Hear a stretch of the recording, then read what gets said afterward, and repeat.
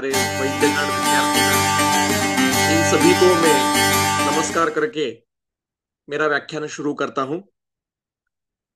व्याख्यान के प्रारंभ में ही मैं सबसे पहले आप सभी की क्षमा भी मांगना चाहता हूं, क्योंकि इस गुरुकुल के इस 20वें पुष्प पुष्प के लिए मैं बहुत ज्यादा उत्साही था। और ये विषय भी हमने तय किया था कि स्रोतसों पे व्याख्यान होने चाहिए, स्रोतसों पे एक सेशन होना चाहिए बड़ा, या पूरे डेडिकेटेडली स्रोतसों पे एक गुरुकुल होना चाहिए। पुणे में जब हम मिले थे, लेकिन और मैंने सारी तैयारी भी की थी यहाँ आने की, लेकिन कुछ मेरी प्रकृति के कारण, कुछ घर के मेरे फंक्शंस थे फैमिली में उसके कारण, और कॉलेज के कुछ फंक्शंस के कारण मैं आज आपके साथ वहां पे समक्ष उपस्थित नहीं हो पा रहा हूँ। इसका सबसे ज्यादा खेद मुझे है, क्योंकि प्राचीन संहिता गुरुकुल में आना और आप सभी से मिलना, ये एक प्रकार से मेरे लिए एक रिज्यूनेशन जैसा होता है। एक ऊर्जा मिलती है वहां आकर।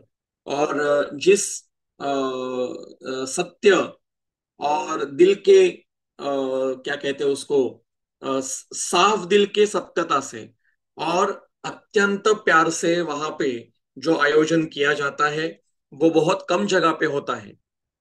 मैं इस प्राचीन संहिता गुरुकुल के प्रथम पुष्प से इससे जुड़ा हूं। और मैं, जैसे विवेक को सुबह ही कहा, कि मैं इस गुरुकुल का पहला विद्यार्थी हूं, ऐसा भी आप कह सकते हो, क्योंकि मैं खुद को विद्यार्थी ही समझता हूं। तो मेरा बहुत लगाव इस स्थान से है, इस गुरुकुल से है, और इससे जुड़े सारे व्यक्तियों से है। पाटनकर परिवार से तो मेरा मतलब निजी रिश्ता है। मैं उस परिवार का हिस्सा हूँ, और वो पूरा परिवार मेरे परिवार का हिस्सा है। इतना ही मैं कहना, मतलब आप बाकी समझ लीजिए। इतने हम एक दूसरे से जुड़े हुए हैं, और इसलिए वहां पे मैं नहीं आ पा रहा हूँ। ये बहुत बहुत बुरा दुख है मुझे इस बार का। और ये आशा करता हूँ कि आप मेरे ऊपर गुस्सा नहीं होंगे। अगले पुष्प में मैं सपरिवार वहां पे आकर उपस्थित रहूंगा, इसकी गारंटी मैं अभी देता हूं आपको। अभी जो विषय हम चर्चा करने वाले हैं, अ, वो है स्रोतस, और उक्त अनुक्त स्रोतस, इनका विचार कैसे करना चाहिए। ये विषय अत्यंत महत्व का है। और दुर्दैव से इसको एग्जाम के लिए सीमित करके रखा गया है, और एग्जाम में भी इसके ऊपर एमसीक्यू आते हैं, एसएक्यू आता है, एलएक्यू ज्यादा आते नहीं है। इसलिए वो केवल उसी दृष्टि से पढ़े जाते हैं। उसके श्लोक कंठस्थ कई लोग करते हैं, लेकिन उसको केवल कंठस्थीकरण होता है। उसका जो अभिप्रेतार्थ पता होना चाहिए, वो ज्यादा लोगों को पता नहीं होता। और कई प्रकार के गलत फहमियां ये विद्यार्थियों के मन में बीएमएस के लेवल से उत्पन्न होती है। जैसे सुश्रुत ने 11 स्रोतस, दो दो उनकी संख्या बताकर टोटल 22 स्रोतस बताए, तो चरक ने 13 ही स्रोतस बताए। अर्थ व स्रोतस चरक ने बताया ही नहीं, सुश्रुत ने बताया है। मतलब सुश्रुत को पता था, चरक को पता नहीं है। मूल स्थान जो है वो दो ही बताए हैं, मतलब दो जगह पे ही उनकी शरीर में उत्पत्ति होती है। और फिर कई स्थान ऐसे हैं कि इनकी उत्पत्ति कैसे होती है इसका लॉजिक ही नहीं लगता। जैसे मेदवह का मूल स्थान वृक्क और वापावहन है, तो वहां मेद की उत्पत्ति कहाँ होती है? क्योंकि हमारे दिमाग में फैट मेटाबॉलिज्म, और फैट मेटाबॉलिज्म दिमाग में रखते हुए हम मेदो व स्रोतस को देखते हैं और उसके मूल स्थान देखते हैं, तो कुछ समझ में नहीं आता। और ऐसा होता है, फिर आयुर्वेद में कुछ भी लिखा है, तालु और कुलोम ये उदक वह के मूल स्थान है। और उदक की कल्पना हम केवल प्यास, मतलब जो पानी पीते हैं उसका स्रोतस, ऐसे दिमाग में रखकर पढ़ते हैं। मतलब हमने भी पढ़े थे बीएमएस में, और वो दिमाग में रहकर पढ़ते हैं, और ना तालु समझता है, ना क्लोम समझता है, ना उदक समझता है, ना स्रोतस समझता है। और फिर कुछ भी ऐसे टेढ़ी मेढ़ी चीजें दिमाग में रहती है, विद्यार्थियों के मन में रहती है। क्योंकि सबसे बड़ा महत्व का इस झमेले में, मतलब इस सारे स्रोतस का झमेला होना, ऐसा मैं कहूंगा, सबसे बड़ा जो कोई रीजन है, वो है टेक्स्ट बुक से अध्ययन करना, मूल संहिता का अध्ययन नहीं होना, या मतलब पहला कारण मूल संहिता का अध्ययन नहीं होना, टेक्स्ट बुक से स्रोतस पढ़ना, और टेक्स्ट बुक कार ने, जिन्होंने टेक्स्ट बुक लिखे हैं, उन्होंने जो अर्थ दिए हैं वो दिमाग में रखकर चलते रहना। दूसरा, किसी एक गुरु के पास या आचार्य के पास जाकर क्लिनिक में सीखना, ये अत्यंत महत्व का होता है, जो कई विद्यार्थी नहीं करते हैं। और वो ना करने से वो जो स्रोतस की कल्पना जो क्लिनिक में सिखानी चाहिए, स्रोतस की कल्पना ये क्लासरूम में ग्रंथ से प्राथमिक स्तर पर पढ़नी चाहिए, पर अगर उसका क्लिनिकल इंप्लीमेंटेशन आपको सीखना है तो आपको क्लिनिक में जाकर ही रुग्ण के ऊपर ही सीखनी पड़ेगी। और इसलिए स्रोतस के बारे में कई प्रकार के गलत फहमियां मन में रहती है। ये शुरुआत जो हुई, मतलब आयुर्वेदीय शारीर के बारे में संशय निर्माण होना, ये शुरुआत हुई 19th सेंचुरी से। और आयुर्वेदीय शारीर को दुष्ट करने का, मैं बहुत ओपनली बोलना जा रहा हूं, धैर्य से बोल रहा हूं। हो सकता है कई लोगों के क्या कहते हैं, भावनाओं को ठेस लग सकती है, लेकिन किसी ने तो स्पष्ट बोलना होता है। तो आयुर्वेदीय शारीर दुष्ट होने का जो प्रारंभ हुआ, वो गणनाथ सेन के प्रारंभ हुआ। गणनाथ सेन बंगाल के कविराज परंपरा के थे, मतलब बंगाल में जो वैद्य होते हैं उनको कविराज कहा जाता है। और उन्होंने प्रॉपर गुरुकुल में आयुर्वेद का अध्ययन किया था।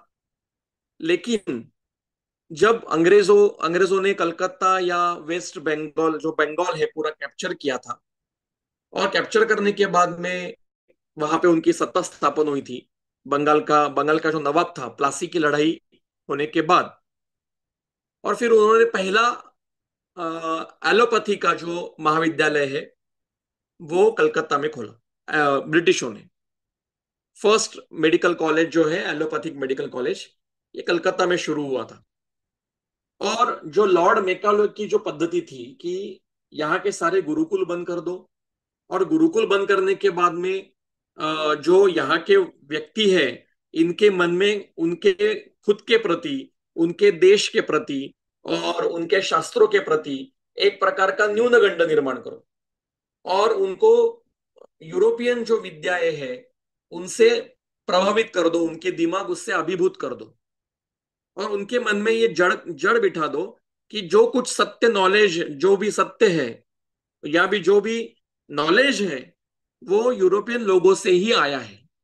और भारत में जो पहले था वो सारा सुडो साइंस था, सारा झूठ था। सारे लोग जंगल में रहते थे, हाथी पे घूमते थे, गले में सांप डाल के घूमते थे। जो देवताएं हैं वो सारे मतलब गलत है, या जो भी चल रहा था वो आज तक अशास्त्रीय चल रहा था। और सारा शास्त्रीयत्व जो है वो हमने ही लेके आए, यूरोपियन लोग लेके आए। और उन्होंने फिर उसके ऊपर काम करना शुरू किया। और उसके नाते एक दिन में, उसका डॉक्यूमेंटेशन है, एक दिन में कलकत्ता का परिसर में, मतलब बंगाल के परिसर में, प्रदेश में 26,000 गुरुकुल थे, अलग अलग विषयों के। उसमें आयुर्वेद के भी गुरुकुल थे। उसको उस समय गुरुकुल नहीं, टोल कहते थे। टोल, ये बंगाली शब्द है, टोल कहना। ये 26,000 टोल अलग अलग भी, उसमें केवल स्त्रियों के गुरुकुल थे, शूद्रों के गुरुकुल थे, अन्य अन्य अलग अलग वर्णों के गुरुकुल थे, ब्रह्म विद्या के, मतलब जो पूजा पाठ के होते उनके गुरुकुल थे, अनेक शास्त्रों के गुरुकुल थे, आयुर्वेद के गुरुकुल थे, संगीत के गुरुकुल थे, वास्तु विद्या के गुरुकुल थे, क्या क्या कहते हैं, साहित्य के गुरुकुल थे। ऐसे 26,000 टोल ये एक दिन में बंद कर दिए गए। और जो आयुर्वेद की प्रैक्टिस करने वाले कविराज थे, इनके सामने ऐसा प्रस्ताव रखा गया कि आप में से जो भी इच्छुक हो उनको हम एलोपैथी के महाविद्यालय, जो मेडिकल कॉलेज खोला गया है, वहां पे आपको फ्री हम प्रवेश देंगे, आपको एलोपैथी का ज्ञान करवाएंगे, और फिर आपको उसकी प्रैक्टिस करने की भी अनुमति मिलेगी। तो उसमें गणनाथ सेन ने सबसे पहले एडमिशन ली। एलोपैथी के मेडिकल कॉलेज में। और वो पहले आयुर्वेदिक कविराज थे। फिर उन्होंने 3 साल एलोपैथी का अध्ययन किया। और उसके बाद में उनका जो दिमाग था वो आधा आयुर्वेद आधा एलोपैथी, जैसे हमारा आजकल है, ऐसे दिमाग वाले वो पहले व्यक्ति थे। और फिर उन्होंने हर आयुर्वेदिक घटना को, हर आयुर्वेदिक विषय को, हर आयुर्वेदिक शारीर भाव को भी एलोपैथी के चश्मे से देखने का शुरुआत किया। और फिर उसके चश्मा डालकर, एलोपैथी का चश्मा लगाकर आयुर्वेदीय विषय देखना और उसका विचार करना, ये पद्धति शुरू की। इस पद्धति को उस समय के जो अन्य आयुर्वेदिक कविराज थे उन्होंने कड़ा विरोध किया था। उनमें ज्योतिष चंद्र सरस्वती, गंगा प्रसाद सेन, द्वारकानाथ सेन, योगेंद्रनाथ सेन, और भी कई, हरान चंद्र चक्रवर्ती, ऐसे जो दिग्गज लोग थे जिन्होंने टीकाएं भी लिखी है, ऐसे लोगों ने, वे समकालीन है सारे, इन्होंने कड़ा विरोध किया। और ये मैं मेरी मन की बातें नहीं बता रहा हूं, इसके प्रॉपर डॉक्यूमेंट। और उन्होंने विरोध किया कि आप ऐसा मत करो, लेकिन उन्होंने किसी की एक बात नहीं सुनी। और उन्होंने सबसे पहले आयुर्वेदीय शारीर विषय लेकर उसको एलोपैथी की दृष्टि से देखने का प्रारंभ किया। और फिर उसको उन्होंने एक ग्रंथ लिखा जिसका नाम है प्रत्यक्ष शारीरम, जो आज भी शारीर रचना के पोर्शन में रेफरेंस बुक के नाते हमारे काउंसिल के लिस्ट में है। और इन्होंने, जो संहिता में नाम नहीं है, ऐसे सारे मसल्स, नर्व्स, आर्टरीज या अन्य भी शारीर भाव जो है, उनके आयुर्वेदीय नाम देकर वो ग्रंथ में लिखे। पेक्टोरिस मसल को क्या कहेंगे, डेल्टॉइड को क्या कहेंगे, औंस प्रदेश को क्या कहेंगे, ऐसे मतलब मॉडर्न की मसल डेल्टॉइड, उसको आयुर्वेदीय नाम जो संहिता में नहीं, ऐसे नाम उन्होंने दिए। और जो आज भी सीसीआईएम के सिलेबस में अभी तक पढ़ाया जाता था, वो नाम अभी पढ़ाते हैं कि नहीं मुझे पता नहीं, लेकिन हमें तो कुछ, या मुझे तो कभी आता नहीं था और मैंने पढ़ा भी नहीं था, क्योंकि मैं जिनके पास पढ़ता था उन्होंने हमें सख्त मनाही की थी कि ये कुछ दिमाग में रखना ही नहीं है। लेकिन पेपर में भी प्रश्न आते हैं कि ऊर्ध्व अधः पश्चिम उदगा पेशी का वर्णन करिए, या कुछ भी आता था, मतलब वो हम फिर इधर उधर देख के उत्तर लिखते थे। तो वो गलत सब वहां से शुरू हुआ। और उसके कारण अभी आगे की एक 3-4 पीढ़ियां हो चुकी है। और आयुर्वेद की तो हर साल की एक जनरेशन अलग अलग ही होती है। सारे दुष्ट उस ज्ञान से युक्त हो गए कि दिमाग में एलोपैथी रखकर आयुर्वेदीय शारीर पढ़ना, मतलब दिमाग में ब्लड रखकर रक्त का विचार करना। और ब्लड ये रक्त है ही नहीं मूलतः, रक्त ये परमाणु स्वरूप है। जिसको आज हम ब्लड कहते हैं, वो जो जो निकालते हैं हाथ से या कहीं से भी, तो उसमें जो लिक्विड पार्ट है वो क्लेद है। लाल रंग जो है वो रक्त के परमाणु से है, और उससे सारे भाव पदार्थ बहते हैं। इसका विस्तार हम आगे आगे के व्याख्यान में करने वाले हैं। मेद मतलब फैट, फैट मतलब में, प्लाज्मा मतलब रस, सीमेन मतलब शुक्र, बोन मैरो मतलब मज्जा, बोन मतलब अस्थि। और ऐसे ये सारे शारीर भावों का विचार किया गया। और फिर सारा आयुर्वेदीय शारीर नष्ट भ्रष्ट हो गया। और इसके कारण आज कई प्रकार की विकृतियां टेक्स्ट बुक में मिलती है, जो कंटिन्यू, एक क्या होता है, एक टेक्स्ट बुक लिखता है कोई और बाकी उसकी कॉपी करते हैं। जैसे मैं एक उदाहरण आपको बताता हूं कि सुश्रुत ने चौथा दोष माना है, रक्त को चौथा दोष माना है, ये एक टेक्स्ट बुक कार ने लिखा। सारे सुश्रुत के टेक्स्ट बुक उसको रिपीट करते हैं। लेकिन किसी माई के लाल ने सुश्रुत संहिता में जाकर देखने का प्रयास नहीं किया कि कहा लिखा है सुश्रुत ने रक्त को चौथा दोष। आप सभी लोग हैं, यहां सामने बैठे हैं, आप मुझे एक सूत्र दिखाइए जहां सुश्रुत ऐसा कहता है कि रक्त ये चौथा दोष है। एक सूत्र दिखाइए, एक लाइन दिखाइए जहां पे दोषों का विचार किया है, वहां वात पित्त कफ का ही विचार किया है, और रक्त को उसने धातु में लिया है। संदर्भ सुश्रुत सूत्रस्थान अध्याय 15, दोष धातु मतलब विज्ञानियम अध्याय, उसमें जाके देखिए। कई जगह पर ऐसे संदर्भ है कि रक्त ये दोषों के साथ उसका नाम लिखा है। वो क्यों लिखा है? क्योंकि ये ग्रंथ शल्य अधिकरण का है, सर्जरी का है। और शल्य अधि करते समय रक्त ये अत्यंत महत्व का विषय है, और इसलिए उसको महत्व दिया गया है दोषों के तुलना में। दोषों की तुलना में महत्व दिया मतलब वो दोष नहीं होता है ना, महत्व क्योंकि अधिकरण है उसका। तो चरक भी कहते हैं ना कि जो भी व्याधि किसी भी चिकित्सा से शांत नहीं होता, उसको रक्त मोक्षण कर दो, उससे वो ठीक हो जाता है। तो फिर क्या वो दोष हो गया क्या? चरक ने भी ऐसा लिखा है। तो सुश्रुत में रक्त को चौथा दोष माना नहीं है, कहीं पर भी नहीं, एक भी संदर्भ नहीं है मूल सुश्रुत में। ये किसी टेक्स्ट बुक लिखने वाले व्यक्ति के दिमाग में आया, उसने लिखा, और आगे के सारे उसको कॉपी करते हैं। इसलिए स्रोतस के बारे में गलत फहमियां उत्पन्न होना, ये कारण आपके सामने मैंने अभी तक रखे।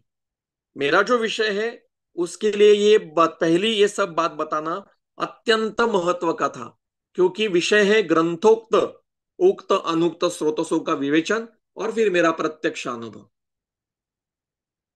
तो ग्रंथोक्त समझने से पहले हमारे दिमाग में क्या है वो समझना भी महत्व का है। एक बार क्या हुआ, एक संगीत का गुरुकुल था, संगीत शास्त्र का, और वहां पे एक बहुत बड़े संगीत आचार्य संगीत सिखाते थे। और एक विद्यार्थी उनके पास आया और उसने पूछा कि मैं आपके पास संगीत सीखना चाहता हूँ। ठीक है, कल से आ जाओ, शुरू हो जाओ, ज्वाइन हो जाओ, यहाँ से यहाँ रहना पड़ेगा सब नियम से, और आपको सिखाऊंगा। उन्होंने कहा, विद्यार्थी ने पूछा कि मुझे कितने समय लगेगा आपका संगीत सीखने के लिए? तो गुरुजी ने पूछा कि आपने इससे पहले कहाँ संगीत सीखा है? तो उसने इनका नाम लिया, उनका नाम लिया, इनका नाम लिया, उनका नाम लिया, इनका सबका नाम लिया, सब गुरुजी के कई कई लोगों के नाम लिया, मेरे इनसे भी सीखा, उनसे भी सीखा, उनसे भी सीखा। बहुत उसको गर्व हुआ, क्या है, देखो मैंने कितना सीखा है। गुरुजी बोले ठीक है, अच्छा कोई बात नहीं, आपको 5 साल लगेंगे मेरा मेरा संगीत सीखने के लिए, आपको 5 साल लगेंगे। वो बोला ठीक है, मैं सीखूंगा, कड़ी मेहनत करूंगा, और चला गया। दूसरे दिन व्याख्यान शुरू हो गए, उनके संग सिखाना शुरू हो गया। तो सिखाते समय बीच में ही एक और विद्यार्थी आया, और फिर वही हुआ कि सर मैं आपके पास गुरुजी मैं संगीत सीखना चाहता हूँ, ऐसा वैसा। तो गुरुजी ने वैसा ही पूछा कि हाँ कल से ज्वाइन हो जाओ। तो वो विद्यार्थी बोला मुझे कितना समय लगेगा, दूसरा विद्यार्थी बोला कितना समय लगेगा। गुरुजी ने पूछा कि आपने कहा किसके पास संगीत सीखा है? तो बोला किसी के पास नहीं सीखा है, मुझे आता है, मैं थोड़ा बहुत गाता हूँ, लेकिन सीखा किसी के पास नहीं हूँ, पहली बार आप पहले आपके पास ही आया हूँ। तो गुरुजी हंसे और बोले कि आपको 1 साल में आ जाएगा मेरा संगीत।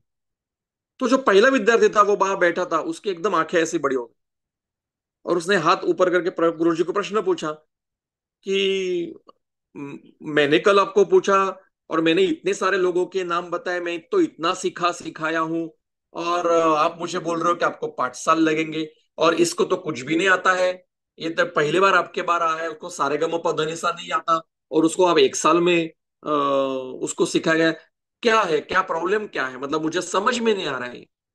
तो गुरुजी ने शांतता से कहा कि ये कहीं सीखा नहीं है, तो इसको जो मैं सिखाऊंगा ये झट से समझ लेगा।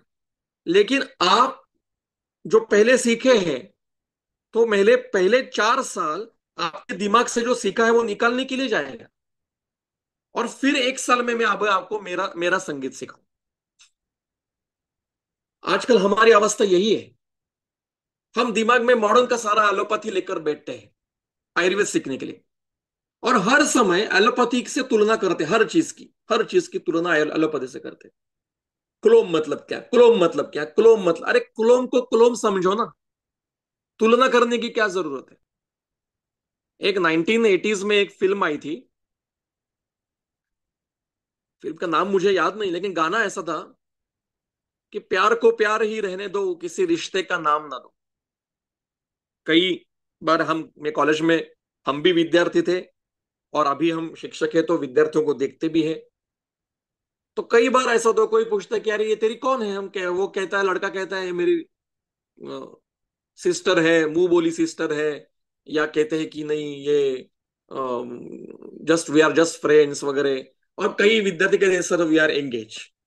लेकिन वो गाना कहता है कि प्यार को प्यार ही रहने दो, किसी रिश्ते का नाम न दो। उसको किसी रिश्ते का नाम देने की जरूरत नहीं है, प्यार है वो। वैसे ही आयुर्वेद को आयुर्वेद ही रहने दो, उसको किसी एलोपैथी का नाम न दो। तो क्लोम को क्लोम ही रहने दो, उसको ना इसोफेगस कहो ना पैनक्रियास कहो, कोई कहने की जरूरत नहीं उसको। ठीक है, वो भी एक ही अवयव है, कौन सा है क्या है इसके ऊपर झगड़ा चलता रहता है। लेकिन आप, किसी विद्यार्थी ने कभी क्लोम को पूरे सारे संदर्भ निकालकर, सभी संहिताओं से सभी क्लोम के संदर्भ निकालकर उसको इकट्ठा करके फिर उसका ऊहन करके ग्रंथकार वो क्लोम को क्या कहते हैं इसका विचार करने का किसी ने प्रयास किया? किसी ने नहीं किया। हम केवल एनाटॉमी में पढ़ते हैं, हैरिसन क्या वो जो क्या आपका चौरसिया है वो पढ़ते हैं, और शायरी रचना का किताब पढ़ते हैं, हो गया, पेपर हो गया। हाँ, PZ BZ, पास झालं बस झालं, है ना? हमारी तो हम भी ऐसे थे, पास झालं बस झालं, पास हो गया बस हो गया, आगे क्या करना है। लेकिन उससे क्या होता है, ना क्लोम समझता है, ना आयुर्वेदीय शारीर समझता है। और जिसको क्लोम नहीं समझता उसको फिर प्रमेय नहीं समझता, उसको फिर तृष्णा नहीं समझती, उसको फिर मूत्र के विकार नहीं समझते, और उसको उदक व की विकृति। और उदक व कहाँ है? श्वास की संप्रप्ति में उदक है। प्राणोदकान्न वाहिनी श्वास की संप्रप्ति में शब्द है। रुद्वा स्वेदांबु वाहिनी उदर की संप्रप्ति में श्वास है। तृष्णा की संप्रप्ति में श्वास है। विसर्प सॉरी उदक वह है। छर्दी के संप्राप्ति उदक वह है। विसर्प के संप्राप्ति में उदक वह है। ज्वर की संप्राप्ति में उदक वह है। अतिसर की संप्राप्ति में उदक वह है। समझते ही नहीं व्याधि। फिर ये व्याधि क्या है? व्याधियों का भी हमने वही करके रखा है। विसर्प मतलब हर्पिस, कुष्ठ मतलब लेप्रसी, ज्वर मतलब पायरेक्सिया, पांडु मतलब एनीमिया, छर्दी मतलब उल्टी, अतिसार मतलब जुलाब, उरु स्तंभ मतलब उरु जखड़ना। ऐसे दिमाग में हमने उसके ट्रांसलेशन बिठा के रखे हैं, और इससे बहुत बड़ी गलती हो चुकी है। प्रमेह ये डायबिटीज नहीं है, पांडु ये एनीमिया नहीं है, विसर्प ये हर्पीज नहीं है। Herpes can be included in the Visarpa Samprapti, but Visarpa is a broad term. Diabetes can be correlated with a Samprapti of Prameha, but Prameha has so many Sampraptis and it is a broad term. So, कहने का तात्पर्य यह है कि प्रत्यक्ष स्रोत समझने से पहले दिमाग से अभी 2 घंटे के लिए ये बंद करके रखो कि हमें हर चीज का एलोपैथी से तुलना करना है। वो एलोपैथी दिमाग से बाजू रख दो। मेरे गुरुजी सर देशमुख सर जी, इन्होंने एक मुझे जो सिखाया है वो मैं आपसे शेयर करना चाहता हूं। वो ये सिखाया है कि आपके दिमाग के कंपार्टमेंट्स करने का प्रयास करो। हमारे दिमाग के अलग अलग कंपार्टमेंट्स करने का प्रयास करो। जैसे क्लिनिक का कंपार्टमेंट, घर का कंपार्टमेंट, फ्रेंड्स का कंपार्टमेंट, अध्ययन का कंपार्टमेंट, ऐसे कप्पे उसके बना के रखो। और जब अभी मैं आपके सामने लेक्चर दे रहा हूं ना, तो मेरा केवल वो लेक्चर का कंपार्टमेंट खुला है, बाकी सारे घर क्लिनिक सब सब मैंने बंद करके रखा। तो मैं पूरा 100% कॉन्सेंट्रेशन मेरा यहाँ पे रहे। जब मैं क्लिनिक में जाऊंगा तो मेरा केवल क्लिनिक का कंपार्टमेंट खुलेगा, बाकी सारे बंद करके रहो। ये करो तब। वैसे ही एक एलोपैथी का कंपार्टमेंट, और एक आयुर्वेद का, एक योग का, एक निसर्गोपचार का। निसर्गोपचार और योग और आयुर्वेद एलोपैथी की भेसळ करके, उसको मिसळ कहते हैं हमारे नासिक में, ये करके खाने का प्रयास मत करो कभी। दो दो द्रव्य एलोपैथी के, दो द्रव्य होम्योपैथी के, दो द्रव्य आयुर्वेद के, थोड़े से योगासन भी, थोड़ी सी आरती भी, नमस्कार चमत्कार भी, थोड़ा सा निसर्गोपचार की एक मालिश भी, ये सब करके आयुर्वेदिक इसको रिसोर्ट जैसा करते हैं, ये गलत है। आयुर्वेद को आयुर्वेदी रहने दो, उसको किसी अन्य शास्त्र के टर्मिनोलॉजी का नाम ना दो। अब ये सब होकर हम प्रत्यक्ष स्रोतस विज्ञानियम में जाएंगे। स्रोतस, अनुक्त स्रोतस समझने के लिए सबसे पहले उक्त स्रोतस क्या है वो तो समझना चाहिए। कि स्रोतस क्या है वो तो समझना चाहिए।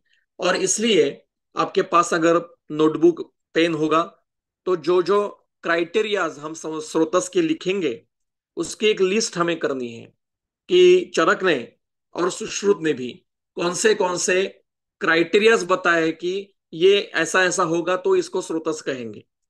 तो what are the criterias of srotas, इसका विचार हम करेंगे। सो विवेक, मैं शेयर करूं यहां से स्क्रीन या आप शेयर करोगे?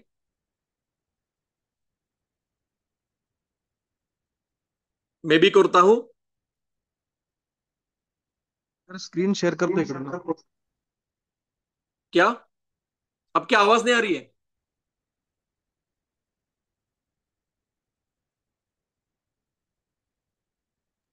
हेलो सर, स्क्रीन शेयर कर दो इथून। ओके। चरक संहिता का विमान स्थान का पांचवा अध्याय निकालिए। मुझे दिखेगी स्क्रीन?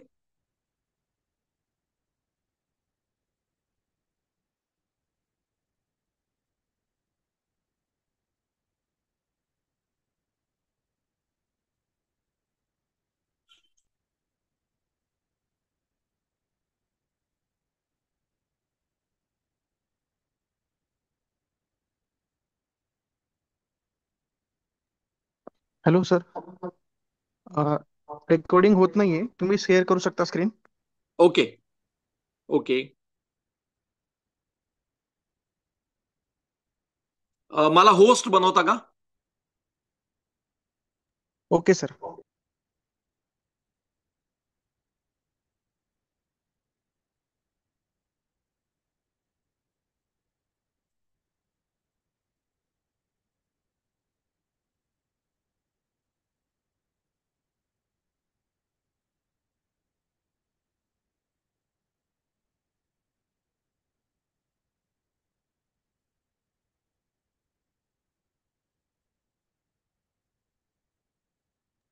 सर होस्ट बनवले तुम्हाला? क्या? होस्ट ऑन केलंय सर तुमचं. ओके।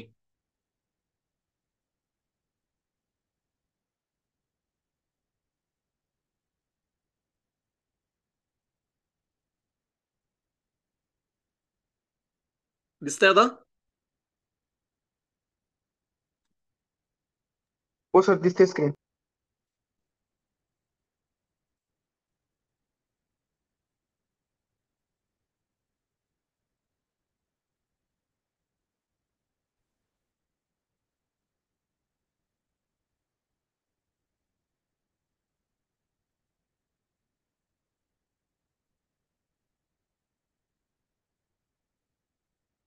सुरू करू?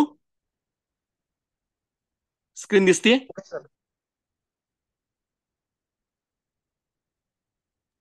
दिसते स्क्रीन सर दिसतीये screen. Proper? Okay sir, start करू शकता. हाँ। तो अभी हम स्रोतस का जो अध्याय है विमान स्थान का, उसको ही पढ़ेंगे। और वो पढ़ते पढ़ते हम स्रोतस के बारे में डिटेल में जो ग्रंथकारों ने बताया है, इसमें अभिजीत सराफ जी के मन का या हरीश पाटणकर जी के मन का कुछ भी नहीं होगा। इसमें केवल ग्रंथकारों ने जो बताया है उसका ही हम विचार करेंगे, और फिर उसके बाद में कुछ हम उसको प्रैक्टिकली जो हम देखते हैं या जो करते हैं उसका विचार करने का प्रयास करूंगा। तो अथातः स्रोतसाम विमानम व्याख्यास्यामः इति स्मः भगवान अत्रयः। आपके पास भी, जिनके पास चरक साथ में है, तो वो भी पांचवा अध्याय विमान स्थान का निकालिए। और जो भी रेफरेंसेस में बताऊंगा वो आप ग्रंथ पे ही लिख के रखिए। हम्म? तो स्रोतसाम विमानम व्याख्यास्यामः। अब देखिए, ग्रंथ का जो नाम होता है यही से शुरुआत होती है विषय की। तो बाकी के अध्याय के नाम कैसे हैं? रोग अभिषक जीतीय, आयुष कामीय, दीर्घम जीवितीय, या कियंत शिरसीय। लेकिन यहाँ पे स्रोतसाम विमानीय ऐसा ईय नहीं हुआ है, स्रोतसाम विमानम ऐसा हुआ है। और अध्याय शब्द नहीं है, विमानम शब्द है। स्रोतसाम अध्याय व्याख्यास्यामः नहीं है, स्रोतसाम विमानम व्याख्यास्यामः। तो स्रोतसाम षष्ठी विभक्ति है और इसको ईय प्रत्यय नहीं लगा है। अब ये क्या है ईय प्रत्यय? तो जहां पे किसी विषय का वर्णन होता है वहां ईय प्रत्यय लगता है। संस्कृत में उसको ई या छ प्रत्यय कहते हैं। तो किसी विषय को बताना है, जैसे कियंत शिरसीय, तो शिर के कितने विकार है, वहां से कुछ विषयों का शुरुआत की, तो वो जो विषय है वो जिस अध्याय में होता है उनको कियंत शिरसीय कहते हैं। रोग भिषक जीतीय, जो रोग है वो वैद्य ने कैसे जीतने चाहिए उसका, उस विषय का वर्णन जहां पे आया है उसको रोग भिषक जीती अध्याय कहते हैं। तो यहाँ पे स्रोतसाम है, ईय नहीं लगा है। तो जहां किसी विषय का वर्णन होता है वहां ईय लगता है, और जहां किसी विषय के पीछे का हेतु का वर्णन होता है, किस कारण से वो बता रहे हैं, तो उसको ईय प्रत्यय नहीं लगता है। तो यहां स्रोतस ये वर्ण विषय नहीं है, हेतु है किसी एक शारीर भाव का विवेचन करना, क्योंकि ये विमान स्थान है। विशेष घटकों का ज्ञान इसमें ग्रंथकारों ने वैद्य को कर किया गया है। तो कोई भी शारीर भाव का अध्ययन विस्तार से कैसे करना चाहिए, इस हेतु को दृष्टि में रखते हुए उन्होंने एक शारीर भाव का वर्णन वहां पे करके रखा है कि स्रोतस का वर्णन अध्ययन इस प्रकार से करना चाहिए। ये अब इस अध्ययन के अनुसार बाकी के सारे जो शारीर भाव है अन्य, उनका भी ऐसा ही वर्णन या अध्ययन होना चाहिए। मतलब यकृत का भी ऐसा ही विमान करना चाहिए, वृक्क का भी ऐसा विमान करना चाहिए, त्वचा का भी ऐसा विमान करना चाहिए, क्या कहते हैं उसको, केशों का भी इस प्रकार से विमान करना चाहिए। जो केशायुर्वेद और कायायुर्वेद में इन्होंने जो एक सिस्टम बिठाई है वो एक प्रकार का विमान ही है, और क्या है, एक संपूर्ण सारे संकलन करके, त्वचा का सारे संकलन करके, त्वचा में उत्पन्न होने वाले प्राकृत और विकृत ऐसे दोनों विषयों का संदर्भ निकालकर उसको एक सिस्टम में बैठाकर उसको एक प्रोटोकॉल देना, उसको भी एक विमान ही कहा जाएगा। तो उन्होंने पहले, मतलब पाटनकर जी ने पहले ये किया है, दो शारीर भावों का ये विमान उन्होंने किया ही है, और उनसे आप सीख लीजिए कि कैसे विस्तार या संक्षेप कर सकते हैं।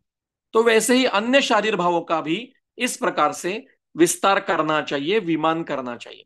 आप में से किसी को लगेगा कि चलो वृक्क का विस्तार करते हैं, और फिर वो वृक्क के सारे संदर्भों को लेकर बैठेगा, उसका विस्तार करेगा और वृक्कायुर्वेद निकालेगा।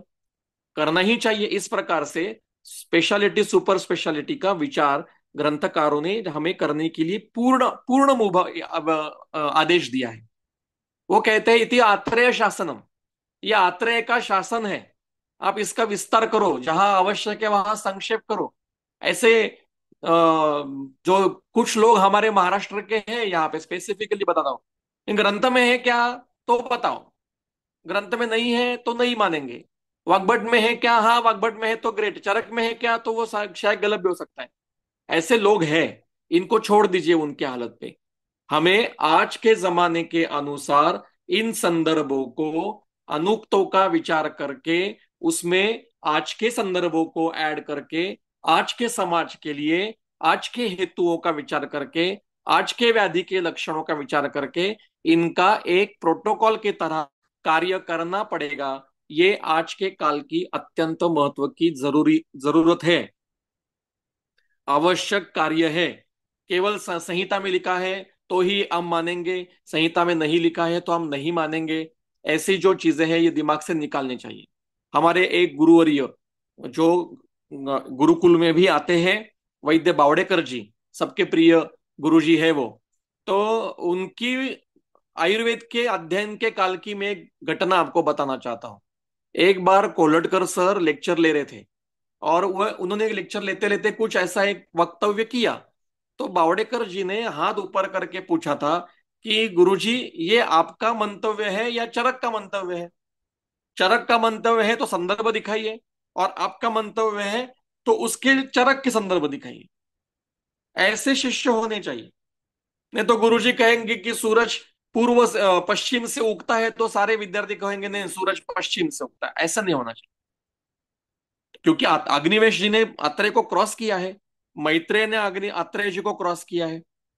ये तो अध्ययन में होना चाहिए। इसलिए जो स्रोतस का वर्णन इस अध्याय में विस्तार से किया, इसी प्रकार से अन्य शारीर भावों का भी हमें निदान और चिकित्सा के लिए विस्तार करना ही पड़ेगा और वो आवश्यक है। और इसलिए इसको ईय प्रत्यय नहीं लगा है, स्रोतसाम विमानम, स्रोतसों का विमान।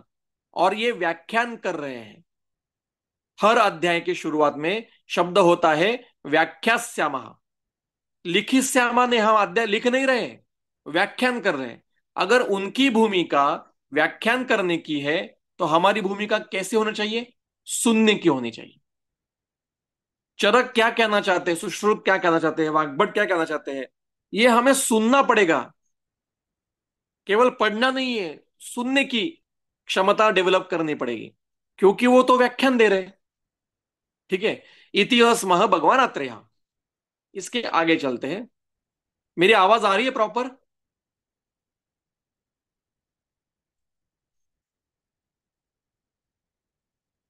अगला सूत्र।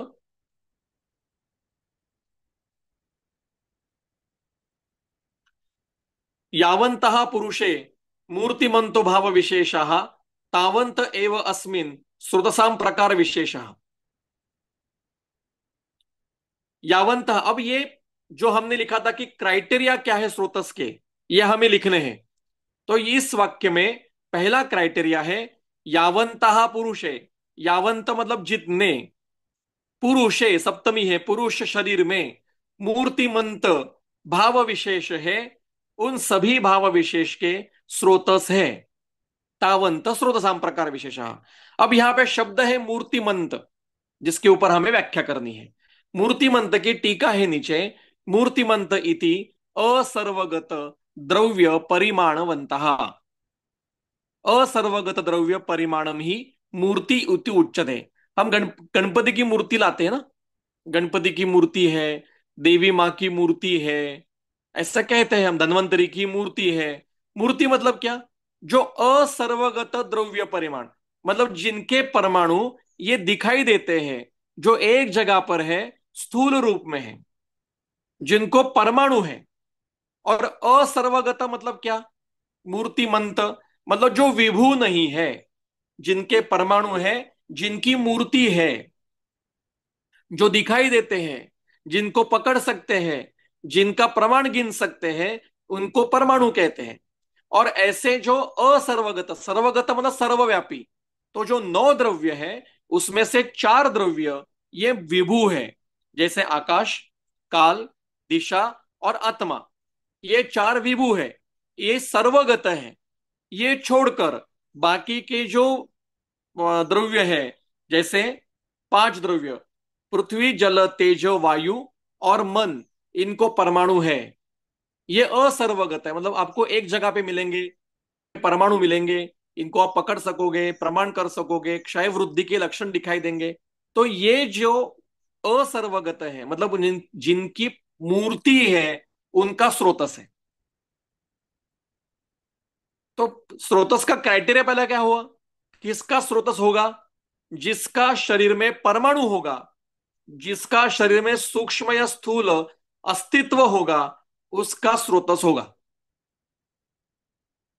मतलब आत्मा का स्रोतस नहीं होगा, क्योंकि वो सर्वव्यापी है। काल का नहीं होगा, दिशा का नहीं होगा,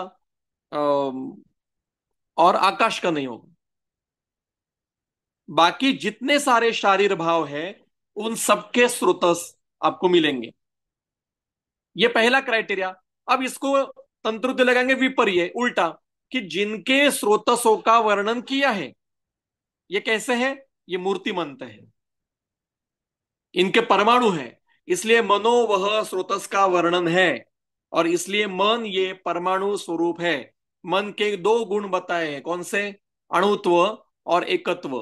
तो अणु है मन, अणु मतलब परमाणु है, सूक्ष्म है, और इसलिए मनो वह स्रोतस है। तो स्रोतस का पहला क्राइटेरिया देखा कि जिनकी मूर्ति है, जिनका परमाणु होता है, उनका स्रोतस होता है, या जिनके स्रोतस बताए हैं, इनके परमाणु हैं। अब हमें उक्त और अनुक्त दोनों का विचार करना है, तो पहले उक्त का विचार कर लेते हैं। आगे अगला सूत्र, सर्वे ही भावा पुरुषे न अंतरेण श्रोतांसी अभिनिर्वर्तन्ते।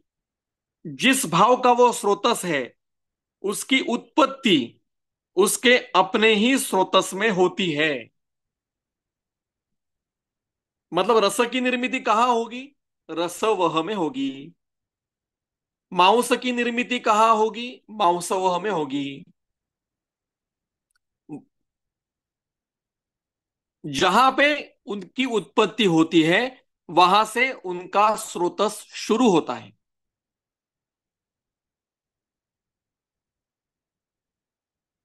आगे, क्षयम व अपि गच्छन्ति, उस शारीर भाव का नाश भी उनके ही स्रोतस में होता है। मतलब रस का नाश कहाँ होगा? रसवह में होगा। मतलब रस का रसत्व छोड़ के जब रक्तत्व उसको होगा, तब तक रसवह स्रोतस है। पुरुष का नाश जहां तक है, पुरुष की जहां उत्पत्ति होती है वहां से पुरुष वह स्रोतस शुरू होता है। और पुरुष जहां शरीर से बाहर निकल जाता है या उसके परमाणु नष्ट हो जाते हैं, वहां तक पुरुष वह स्रोतस है। मतलब उस शारीर भाव का उत्पत्ति और नाश भी उसी स्रोतस में होता है। अब हमें तीन क्राइटेरिया मिल गए। पहला, जिस शारीर भाव का स्रोतस हमें देखना है वो मूर्तिमान होना चाहिए, वो परमाणु स्वरूप होना चाहिए। दूसरा, उसकी उत्पत्ति उसी स्रोतस में होती है। तीसरा, उसका नाश या बहिर्गमन या क्या कहते डिजनरेशन या क्या कहते हैं उसको नष्ट करना, ये प्रोसेस जहां तक होती है वहां तक उसका स्रोतस होता है। अब अगला वाक्य, श्रोतांसी खलु परिणामम आपद्यमानानां धातूनाम अभिवाहिनी भवंती अयन अर्थेन। यहां पे दो क्राइटेरिया है इस वाक्य में। क्या है कि स्रोतस किसको कहेंगे? परिणामम आपद्यमानानाम धातूनाम, परिणमन को प्राप्त होने वाले धातुओं का अभिवाहिनी, मतलब वहन करने वाली जो प्रणाली है उसको स्रोतस कहते हैं। ऐसा इसका अर्थ हो गया। ज्योतिषचंद्र सरस्वती जी ने चरक प्रदीपिका नाम की टीका लिखी है चरक संहिता पर। और इस टीका में यह शब्द आया है प्रणाली। इस वाक्य के नीचे सरस्वती जी की टीका में प्रणाली शब्द आया है। सिस्टम, स्रोतस, ये एक सितारा है। ये कोई एक इमेजिनरी या कोई दिखाई न देने वाले ऐसे घटक नहीं है। ये सिस्टम्स है। मतलब रस परमाणु की जो सिस्टम है उसको रस व स्रोतस कहते हैं। रक्त परमाणु की जो सिस्टम है, सिस्टम में क्या क्या होगा? उसकी उत्पत्ति होगी, उसका नाश होगा, उसका परिणमन भी होगा। और परिणमन के बाद क्या होगा? उसका कार्य भी जहां दिखाई देगा। कार्य दिखाई देता है ना। देखो टीका देखिए परिणाम आपद्यमान की, परिणामम आपद्यमानानाम इति पूर्व पूर्व रसादि रूपता परित्यागेन उत्तर उत्तर रक्तादि रूपता आपद्यमानानाम अयन अर्थेन इति वचनात् न स्थिराणाम धातूनाम अभिवाहिनी भवन्ति स्रोतांसि किंतु देशांतर प्रापणेन अभिवाहिनी भवन्ति। मतलब उनका अभिवहन भी स्रोतस में से होगा। उत्पत्ति तो होगी ही, नाश भी होगा ही वहीं पे, उनका परिणमन भी होगा, उनका कार्य भी जहां दिखाई देगा वहां स्रोतस होगा उनका। और उनका वहन भी जहां जहां होगा वहां वहां उसका स्रोतस होगा। रस वह स्रोतस कहाँ कहाँ होगा? वो केवल हृदय और महास्रोतस में नहीं है, या हृदय और दश का दश धमनी, केवल हृदय और दश धमनी में ही रस वह है, ये दिमाग से निकाल दीजिए। रस जहां जहां है, रस की उत्पत्ति जहां होती है, रस का नाश जहां होता है, रस का परिणमन जहां होता है, रस का वहन जहां होता है, रस का कार्य जहां दिखाई देता है, वहां वहां रस वह स्रोतस है। जब भी कोई रुग्ण को हम रस की चिकित्सा करते हैं, रस शुद्धि की चिकित्सा करते हैं, रस पाचन की चिकित्सा करते हैं, तो उसके बाद उनके एक टेक्सचर में सुधार आता है, ग्लो आता है, स्किन के ऊपर से विकृतियां नष्ट होने जाती है, बाकी के सारे लक्षण, तो वहां तक रसवह स्रोत है। रसवह का अर्थ सर्कुलेटरी सिस्टम, ये दिमाग से निकाल दीजिए। रस रक्त मद सर्कुलेटरी, ये निकाल दीजिए, इसको मॉडर्न से तुलना करने की कोई जरूरत नहीं। अब आगे अगला सूत्र, इतना कहने के बाद, इतना आत्रेय ने बताया, तो उन्होंने कहा कि अपीच एके स्रोतसाम एवं समुदय पुरुषम इच्छन्ति। कुछ आचार्य ऐसे कहते हैं तो स्रोतसों का समुदाय ही पुरुष है। क्यों? क्योंकि सर्वगतवात, सर्वसरत्वात, दोष प्रकोपण प्रशमनत्वात इत्यादि। लेकिन आत्रेय कहते हैं न तू एतद एवं, ये ऐसा कहना गलत है। स्रोतसों का समुदाय ही पुरुष है, ये पुरुष की व्याख्या गलत है।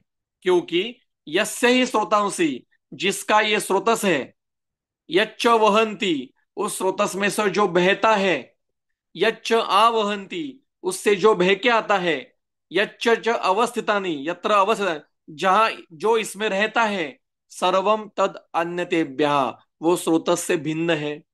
रसव धातु, ये रसवह से भिन्न है। ये दो अलग शारीर भाव है। रक्त धातु और रक्तव स्रोतस, ये दो अलग शारीर भाव है। मांस धातु और मांसव स्रोतस, ये दो अलग शारीर भाव है।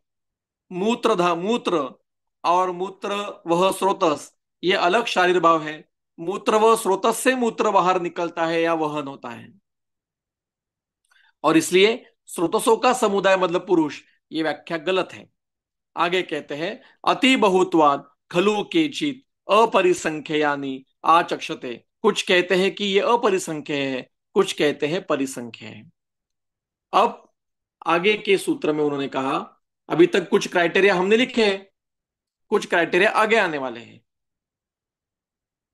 क्या कह रहे देखिए, ध्यान से पढ़िए।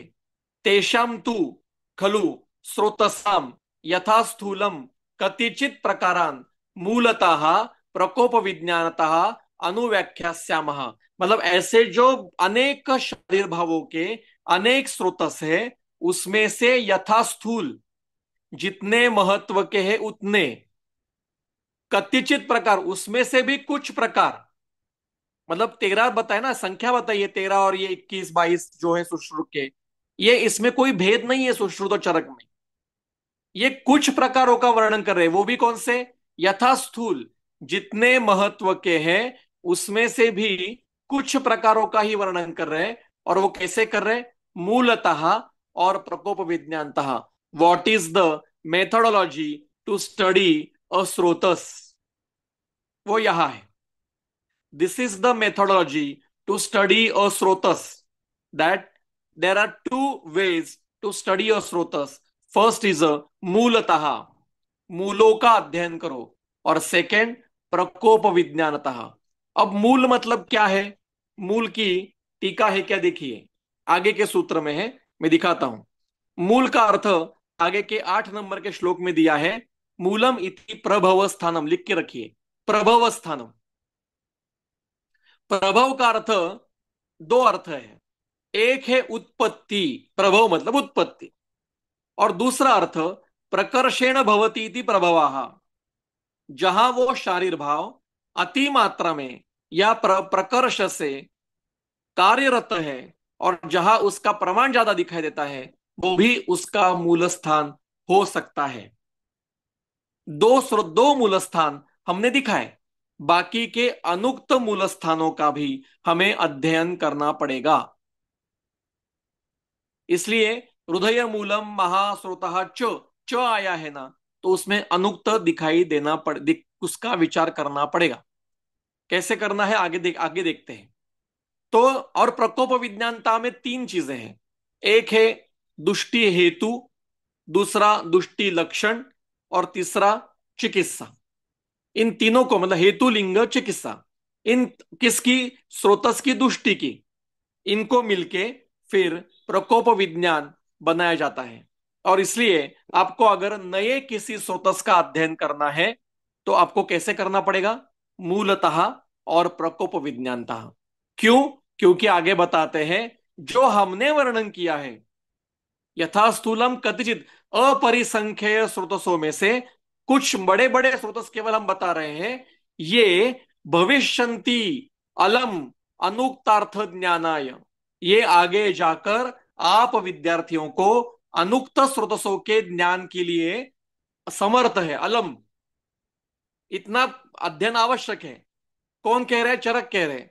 और किनको? ज्ञानवताम, और विज्ञानाय अज्ञानवताम, जो मंद व्यक्ति है, मंद बुद्धि का है, उसने कम से कम ये 13 तो अध्ययन करो।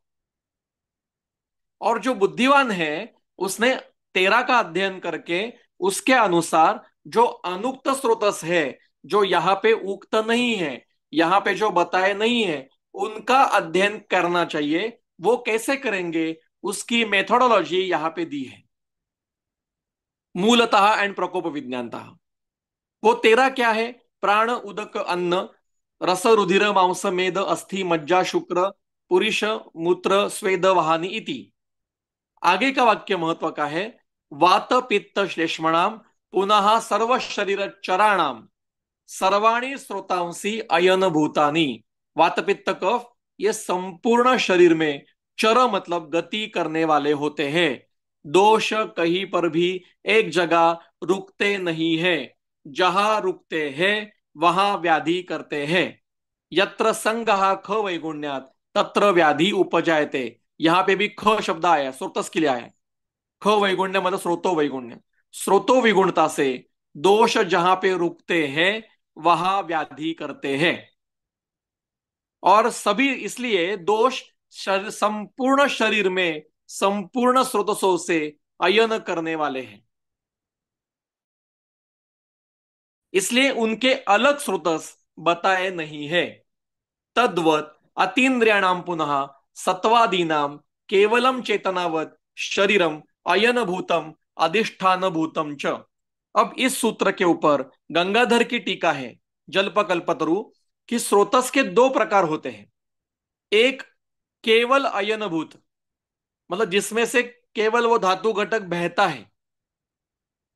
और दूसरे अयनभूतम अधिष्ठान भूतम च, मतलब दोष जो है ना वो कैसे है? अयनभूत है, केवल घूमते हैं। और दूसरे अयनभूतम अधिष्ठान भूतम च, मतलब घूम के जो आवश्यक घटक है वो वापस लेके आते हैं। मन क्या करता है? इंद्रियों से विषय ग्रहण करता है, तो अपना जो आवश्यक विषय है वो लेकर पुनः अपने स्थान पर आके कार्य करता है। मन सब जगह घूमता नहीं है, लेकिन उसके दूत घूमते, इंद्रिय है वहां पे, सारे सिस्टम है वहां पे बिठाई गई। और इसलिए दो प्रकार के स्रोत होते हैं, ऐसा गंगाधर का कहना है।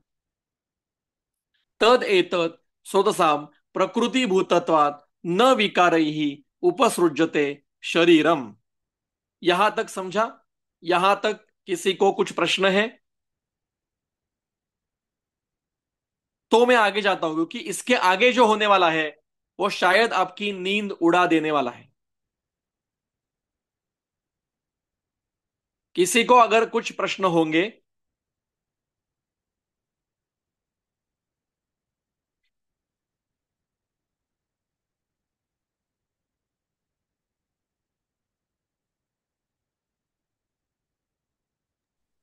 प्रश्न नाहीत सर. बोल, कंटिन्यू करू? क्वेश्चन काढून ठेवायला लावलेत. हाँ लास्टला ठीक, विचारते. ठीक है। तो अभी तैयार हो जाइए कि मैं जो बताने जा रहा हूं इसको आराम से चर्चा करके बाद में समझने का प्रयास करिए। आगे बताओ, शुरू करूं? Okay sir. हाँ, अब ध्यान से सुनिए क्या कह रहा हूं। हमने अभी तक स्रोतस के कुछ क्राइटेरियो का विचार किया कि ऐसा ऐसा है तो इसको स्रोतस कहा जाता है। उसमें से क्या क्या हुआ कि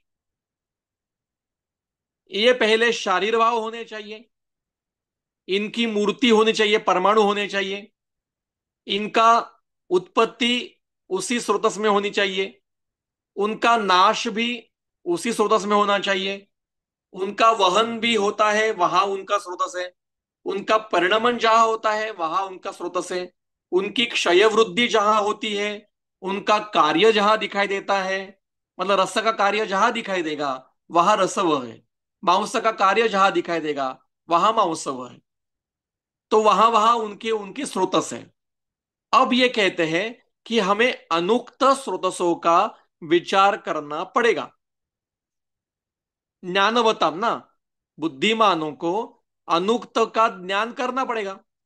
अब अनुक्त क्या क्या है जो यहां नहीं बताए? आर्तव वह है, स्तन्य वह है, लसिका वह है, अश्रु वह है, ओजो वह है, क्लेद वह है, लालास्राव वह है, और भी अन्य शारीर पित्त, जो शरीर में जो पित्त स्राव होता है उसका है। ऐसे जो अन्य शारीर भाव है जिनका कहीं तो वहन होता है, उत्पत्ति होती है, कार्य होता है, क्षय वृद्धि होती है, उनके अपने अपने स्रोतस होते हैं। मैं पीजी का गाइड हूँ संहिता डिपार्टमेंट में, और मेरे मार्गदर्शन में, मतलब मेरे गाइडशिप में अभी तक दो थीसिस हुए जो अनुक्त स्रोतसों पर काम किए हैं। पहला है मनोवह स्रोतस, और दूसरा हुआ है अश्रुवह स्रोतस। अश्रु का भी स्रोतस होगा, क्योंकि अश्रु एक शारीर भाव है।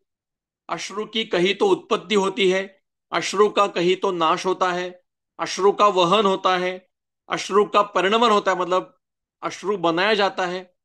फिर अश्रु के क्षय वृद्धि लक्षण दिखाई देते हैं डीसीटी वगैरह व्याधि में। अश्रु का विमार्गमन दिखाई देता है, आंखों से बाहर पानी आते रहते हैं। अश्रु के विकृति के लक्षण दिखाई देते हैं, और वो मूर्ति है, हम उसकी मूर्ति देख सकते हैं, परमाणु देख सकते हैं, और इसलिए अश्रु का स्रोतस है। और अभी दो चल रहे हैं मेरे अंडर। एक है क्लेदवह स्रोतस का काम चल रहा है, क्लेदवह स्रोतस। अब यहां तक तो समझने के लिए आसान है, लेकिन अभी जो मैं बताना जा रहा हूं वो थोड़ा सा झट से समझ में नहीं आता, या हम डिनाई मोड पे जाते हैं। क्या हुआ, 19th सेंचुरी में फिजिक्स और केमिस्ट्री के रिसर्च के कारण हमें मनुष्य शरीर के अंदर के कई अनुक्त शारीर भाव पता चले, जैसे हॉर्मोन्स, विटामिन्स, मिनरल्स, आपके इंसुलिन, सीएसएफ। शरीर के अलग अलग शारीर भावों को उन्होंने नाम देना शुरू कर दिया, जिनका वर्णन आयुर्वेद के संहिता में हमें मिलता नहीं है। अब ये देखो, इंसुलिन है, समझो इंसुलिन। तो इंसुलिन की कहीं तो उत्पत्ति होती है, इंसुलिन का परिणमन होता है बीटा सेल्स से, इंसुलिन का वहन भी होता है, इंसुलिन का कहीं तो नाश, मतलब उसका अंतिम भाग होकर कहीं तो दूसरे इसमें परिणत हो जाता है, या शरीर से बाहर निकाला जाता है। उसका शरीर में वहन भी होता है, उसका क्षय वृद्धि लक्षण भी दिखाई देते हैं डायबिटीज में, उसकी विकृति के भी लक्षण दिखाई देते हैं, और उसका प्रमाण भी हम कर सकते हैं। तो इसका अर्थ शरीर में इंसुलिन वह स्रोतस है। अब हॉर्मोन्स है, T3, T4, TSH, FSH, LH, ACTH वगैरह वगैरह। अब इनकी कहीं तो शरीर में उत्पत्ति है, कहीं वहन है, कहीं टारगेट ऑर्गन पे जाकर काम करना है। इनके क्षय वृद्धि दिखाई देते हैं, इनका परिणमन दिखाई देता है, इनका प्रमाण भी आप शरीर में गिन सकते हो। इसका अर्थ T3 वह स्रोतस, T4 वह स्रोतस, TSH वह स्रोतस, FSH वह स्रोतस, LH वह स्रोतस, इसका हमें विस्तार करना ही पड़ेगा। ये आज के अनुक्त स्रोतसों में आएंगे। वैसे ही CSF वह स्रोतस, सेमिनल फ्लूइड वह स्रोतस, एमनोटिक फ्लूइड वह स्रोतस, पेरिटोनियल फ्लूइड वह स्रोतस अगर बहेगा तो। ऐसे जो अन्य शारीर भाव है जिनका ग्रंथ में उल्लेख मिलता नहीं है, मेरे अंडर अभी जो एक चल रहा है उसका नाम बताऊंगा तो आप चौंक जाओगे। उसका नाम है बाइल वह स्रोतस। बाइल, ये जो शारीर भाव है, इसकी कहीं तो उत्पत्ति है, कहीं तो नाश है, परिणमन है, क्षय वृद्धि मिलती है, विकृति मिलती है, व्याधि मिलते हैं। उनका प्रमाण भी कर सकते हैं हम।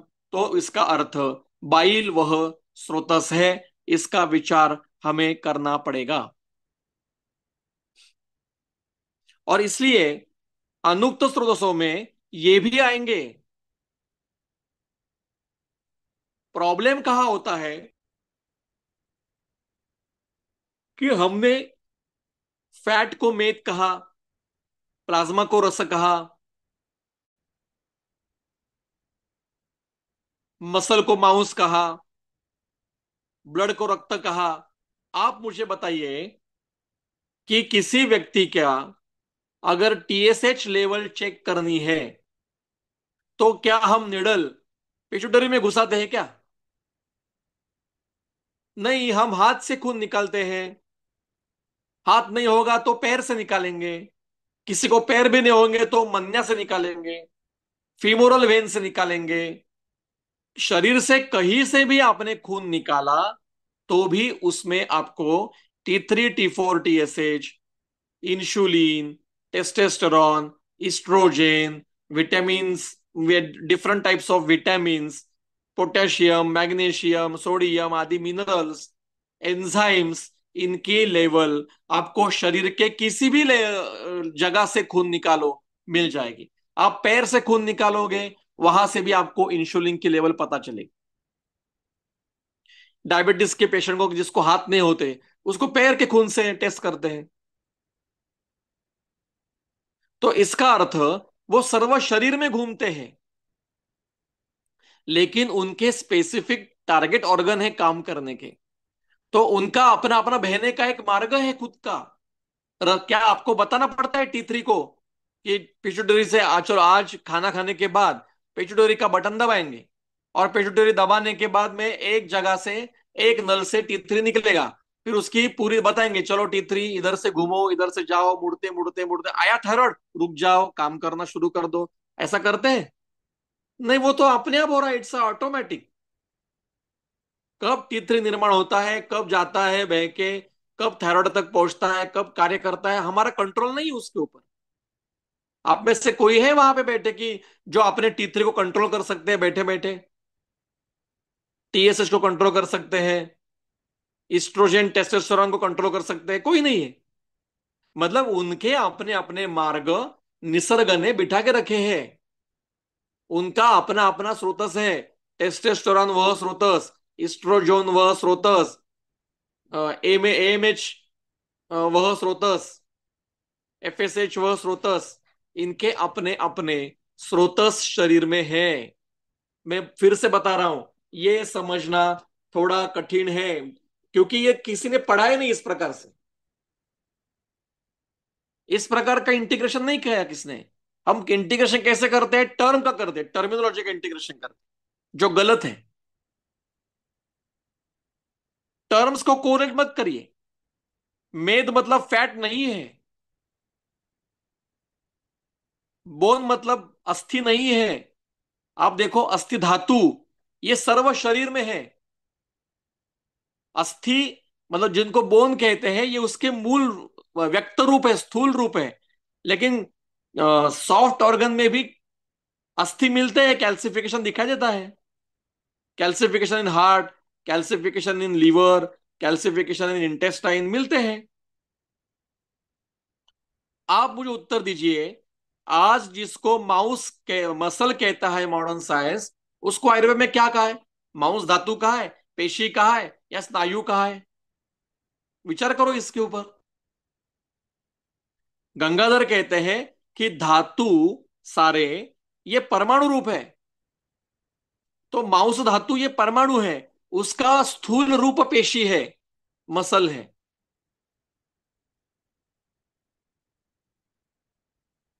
और इसलिए हमें मॉडर्न साइंस कह रहा हूं मैं, एलोपैथी नहीं कह रहा हूं, फिजिक्स केमिस्ट्री के रिसर्च के कारण जो अनुक्त स्रोतस पता चले हैं, उन सॉरी शारीर भाव पता चले हैं, उनके भी स्रोतसों का विचार हमें करना पड़ेगा। तो हॉर्मोन्स के स्रोतस, टेस्टोस्टेरोन इस्ट्रोजेन के स्रोतस, इंसुलिन के स्रोतस, विटामिन B12 स्रोतस, विटामिन C स्रोतस, विटामिन D स्रोतस, विटामिन ए वह स्रोतस, मिनरल्स के स्रोत, पोटेशियम वह स्रोतस, कैल्शियम वह, मैग्नीशियम वह स्रोतस, इनका हमें आज विचार करना ही पड़ेगा।